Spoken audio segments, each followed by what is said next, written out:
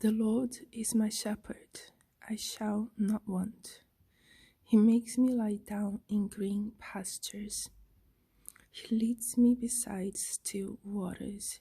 He restores my soul. He leads me in right paths for his name's sake. Even though I walk through the darkest valley, I fear no evil, for you are with me. Your rod and your staff, they comfort me. You prepare a table before me in the presence of my enemies. You anoint my head with oil. My cup overflows. Surely goodness and mercy shall follow me all the days of my life, and I shall dwell in the house of the Lord my whole life long.